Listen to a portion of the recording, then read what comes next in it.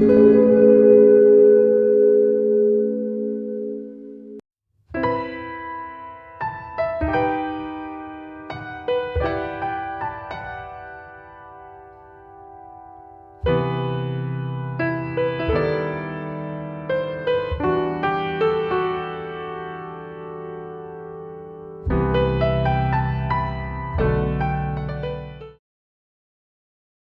everyone, welcome to my channel.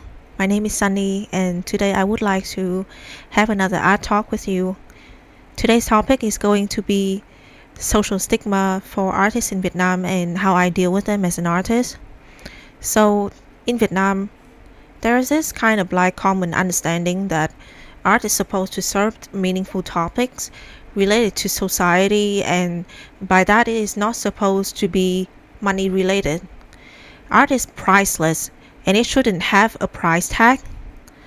And that is what most people or customers in Vietnam really think. There has been definitely a shift in perspectives in the last decade due to a rising amount of people who follow art or creative careers alike. For example, designing and illustrations.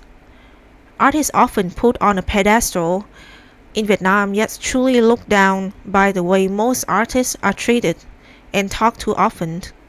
One of those most common things that I usually heard from people is, can you draw me a portrait? It's easy, simple, just some lines. Want a trade? Like some objects for painting? Or trade a painting for like some objects? Yeah. Through such a lens, people have never thought of art as a profession which is worth chasing after or spending time on unless you are really passionate about it. The pay rate in Vietnam is already very low, and it is even lower for artists and creative career alike. We then often are asked to draw or work as a favor for others rather than being considered a professional in our work. Is both unfair and limited in a greater perspective regarding the progression of art in Vietnamese cultures. I used to follow such a limited mindset as a young student.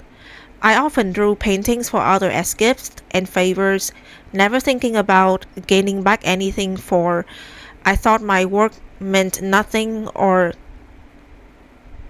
next to little, like very little and next to nothing. So yeah, until when I truly opened myself to a bigger market with a bigger perspective, I understood then that I had been mistreated by the crowd, and it happened to not just me. Another common stigma would be artists are emotional, fragile, and mad or moonstruck. Or technically, people think that we are weird. I'm not saying that there are no artists that have these traits described as above. Just to my experiences, most artists I know are reserved, thoughtful, and straightforward people with very logical heads. Artists are usually depressed because of how fragile they are. It's also one of the things that I often hear from people. There are some underlying truths to this, but nonetheless carelessly spoken by many without truly looking into the matter or the real issues. Because of this stigma and prejudices, many artists are treated with less respect than they deserve and never get to be heard truly. Instead, people already assume they understand how an artist might be and at times even distance themselves from artists. I believe it is important to talk about the stigmas and prejudices wherever you are, whether you are in Vietnam or a similar culture. The stigma and prejudices create such a toxic and filled with misunderstanding and lack of respect in the working environment. People get to decide who is so-called real artists or not, even if they don't even work in the same field nor have any real knowledge of it. People who are supposed to be our customers and viewers or audiences treat us with these mindsets and decide on the price of our works without consulting or caring about the true value of our works. This must be changed. So how have I dealt with social stigma and prejudices? Let's talk about the mental side of it. With so much pressure from society, it's almost like artists are doomed to be depressed and feel a certain way about their career or their worth. But we must always stay awake and face the issue the way that it is. One thing I realized about my own community in Vietnam is how separate we are, and that many bad and unethical things happen without us knowing how to fight back. Because technically there is no community, no supporting community to, like take care for our back, and no one to back us up. Technically, we don't actually have a truly strong and supporting community. Instead, not only that artists are treated unfairly by the customer, they are also under the risk of being treated badly by the gatekeepers and such people with already high statuses or social positions in the art market. This means, again, a very toxic environment opened widely for scammers to work their way in, and scams happen rampantly in the art communities in Vietnam. There are definitely efforts for many artists to build a better environment and community where artists are treated more fairly and protected. Yet it is still not enough. As long as our community is divided deeply, it's truly difficult to build an ethical working environment. So, back to the original questions. When I realized how things have been in the art market, then the reality of working as an artist in Vietnam, I have learned to not let those stigmas and prejudices of others affect how I feel about my art or my worth as a person. Because I realize, sorry for cursing word, but it's bullshit. Remember, we are all humans, and by the end of the day, we all want to enjoy our lives the best we could, and this is our right. So the first thing is to clear your mind of all those toxic thoughts and originated from the social stigma and prejudices. And you also need to strengthen yourself against the negativity of people around you, no matter whether they are your acquaintances or your customers.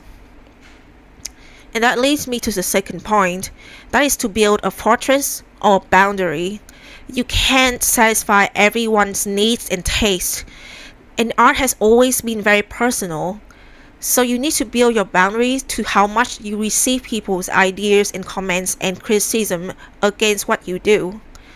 And that means knowing to refuse unreasonable offers. Learn to understand your worth, at least in how much time and effort you have spent on your work. The last thing I would want to add is to reach out to other artists as well, people whom you trust and respect, and that could be your audiences or customers as well. This is possibly one of the hardest things for my community is filled with artists who are super reserved and usually keep things to themselves rather than connecting with others. I'm sorry. The weather has affected my health somewhat. Sorry for that. But okay, back to the topic. Why do I include this? Because I used to be a super shy and reserved person as well, till I was thrown into the art market and got to struggle for every bit of income. Even now the struggle still stands, but actively reaching out has changed a lot for me.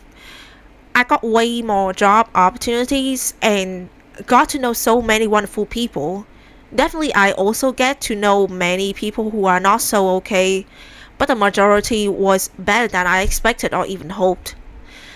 And as I mentioned above, if we truly want to protect our worth and work, we need to start connecting with others in a healthy way. Start with small steps. Let yourself try and fail, but learn it bit by bit. To trust others who are worth your trust and who will trust in you and your work as well. This is not meant to be an easy thing to do or anything close to being simple. It is a very harsh road and filled with difficulties and even traps. Yet always remember that there will always be people who support you as long as you stay true to your intention of being an authentic artist. So, what is my conclusion to this talk today? First of all, these are all based on my personal experiences, and I still have so much to learn as I live and grow older. My perspective will definitely shift and change at some point. Secondly, trust your mind and use it to your maximum effort. Don't let people define you and your work or your worth. And lastly, try to connect to others in order to build a better community in which you would equally benefit. I hope no matter where you are or how you are dealing with these stigmas or prejudices, please remember you can be better. It is a conscious choice that you can make by learning more every single day. Okay, so that's it for today. That's it for today's art talk. Thank you for listening so far. I really appreciate your support so far, as my channel is really growing every day, even if it's kind of slow, but I really have much hope for it, and it's all thanks to you. I really appreciate it. Again, if you like my content so far, please like, share, and subscribe to my channel. I hope to see you in my next videos. Thank you. Bye. Okay, so last but not least, I want to share with you a little bit, a snippet of my daily life in Hanoi. The weather's been very nice, and look at the sunlight, and so so beautiful. I just have to share with you all these moments that I really appreciate and really love. It's just really chilling in here, and I hope everyone is doing well as well, no matter where you are. I hope the best for all of us.